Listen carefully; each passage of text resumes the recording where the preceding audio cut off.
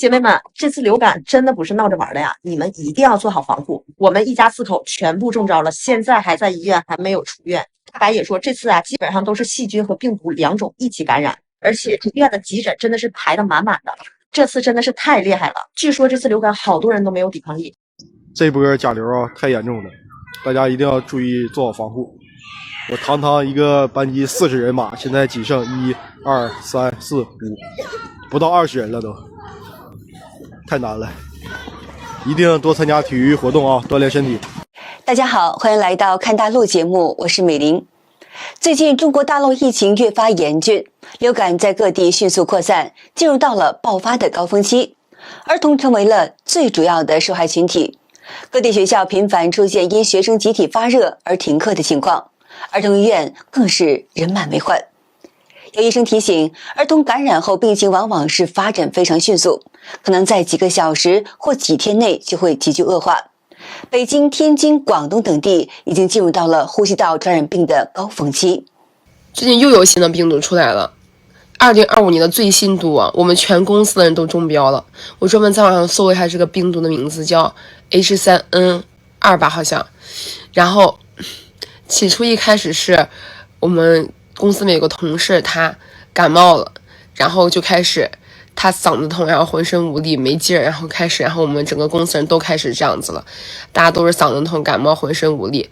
博主分享說呢，他以前感冒甲流時呢，頂多就是發燒，睡一覺就能夠緩解了，但這次呢卻不同了，全身痠痛毫無力氣。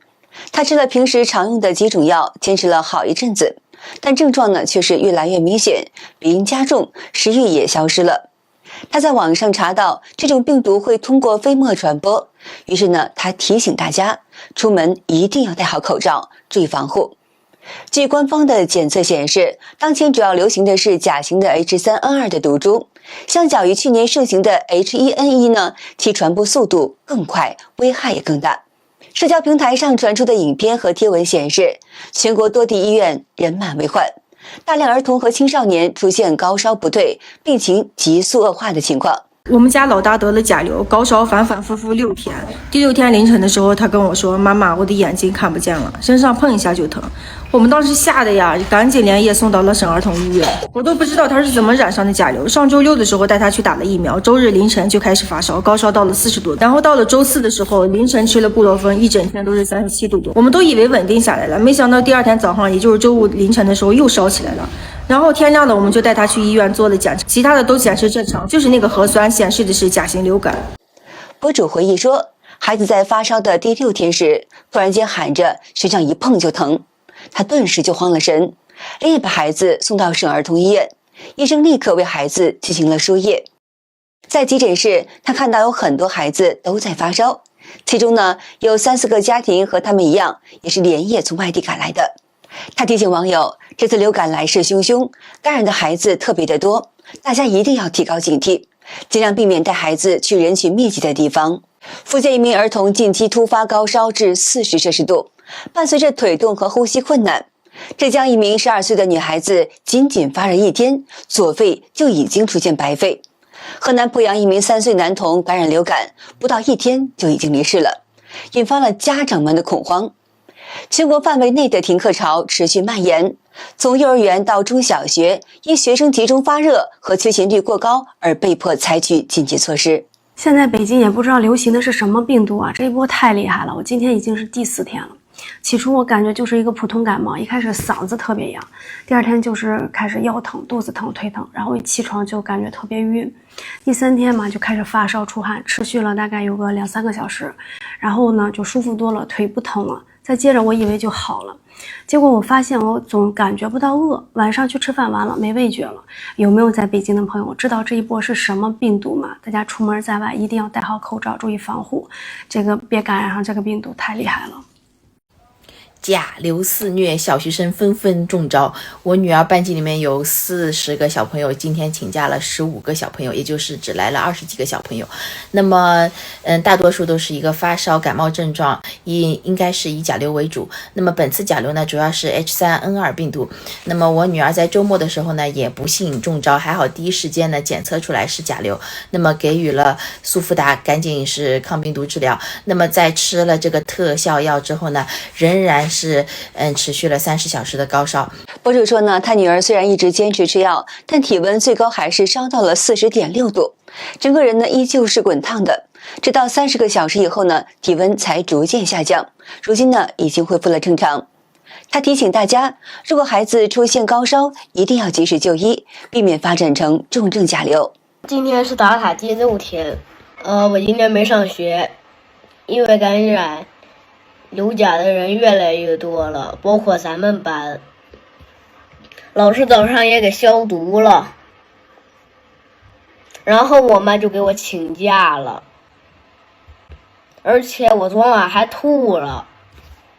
昨天我同事甲流還堅持來上班，我們就勸他，讓他趕緊回家。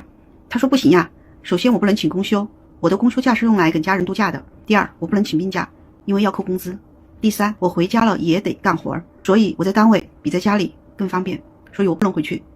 而且單位也沒有明文規定甲流必須回家，只有學校才有這個要求，所以我就戴着口罩在單位。結果今天我們就有另外的同事被他的這個甲流傳染了，人家發燒沒辦法，撐不住回家了。但是我們其實挺害怕他的，因為他一直在那裡咳嗽，雖然戴了口罩，他難免會有取口罩的時間，那其他人傳染了怎麼辦？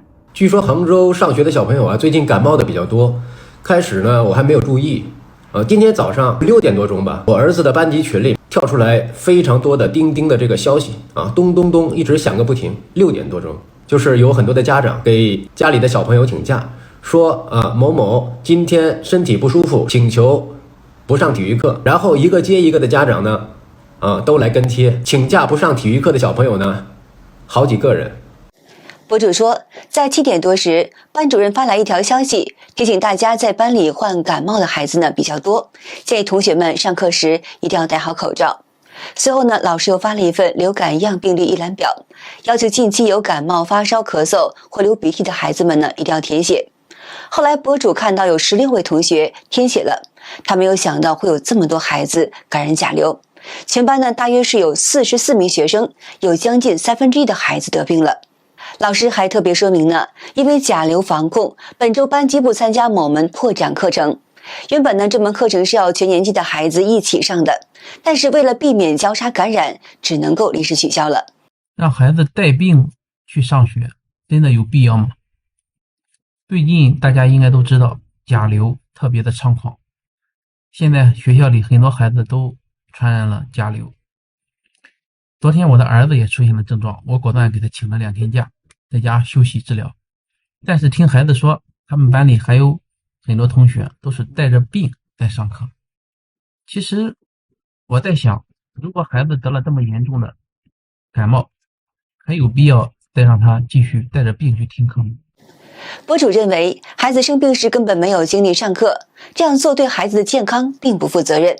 而且呢，如果是帶病去上課呢，還有可能把病毒傳染給其他的同學，同樣也是對別人不負責任。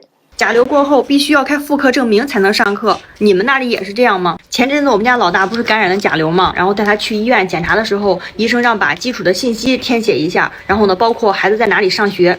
去完醫院第2天老師就給打電話了，問孩子怎麼樣了。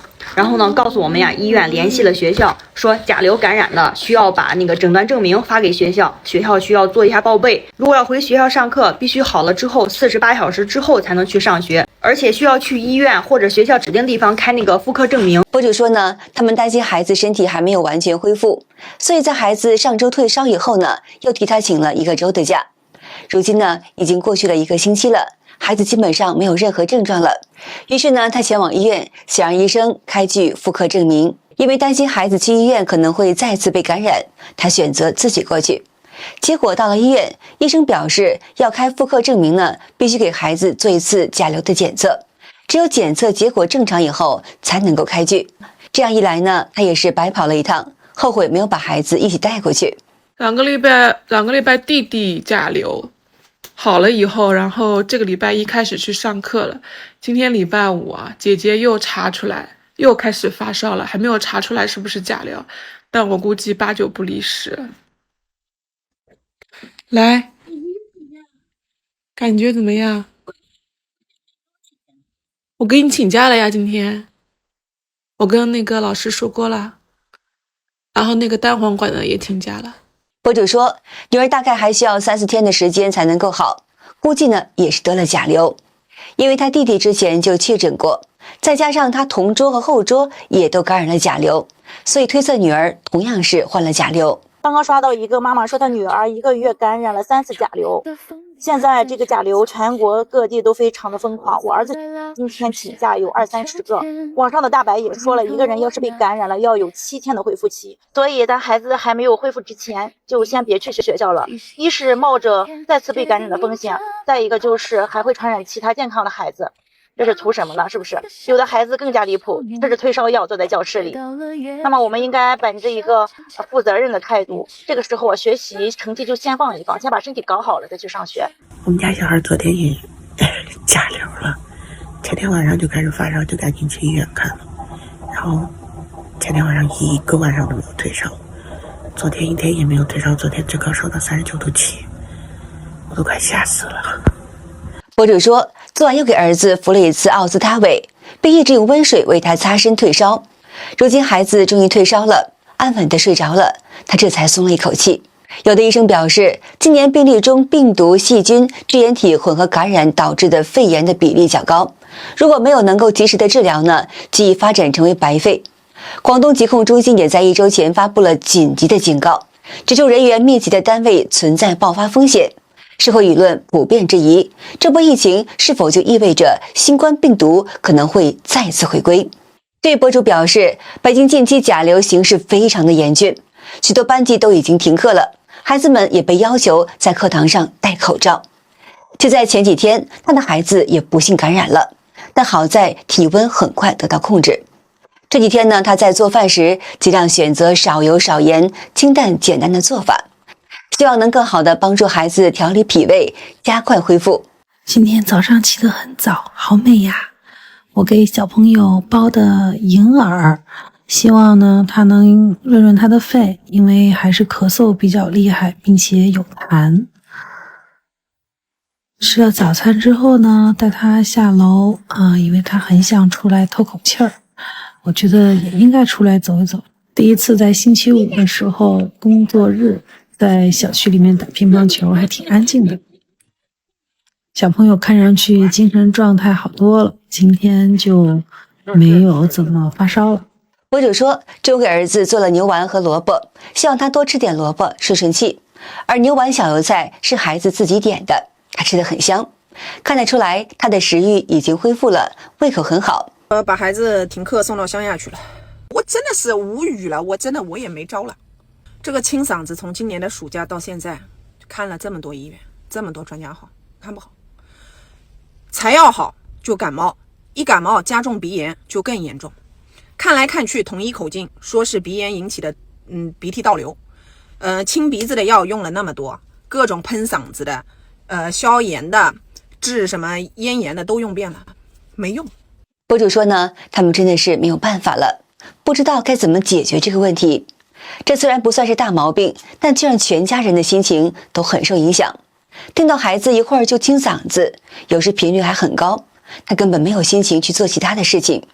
再加上現在甲流這麼嚴重，他只能把孩子送到鄉下去，讓他玩玩泥巴，呼吸一下新鮮的空氣，也許這樣會好一些。好的，今天就和大家聊到這兒了，請您記得點讚、訂閱、留言，並且分享給您的朋友們。感謝您的支持，我是美玲，我們下期節目再見。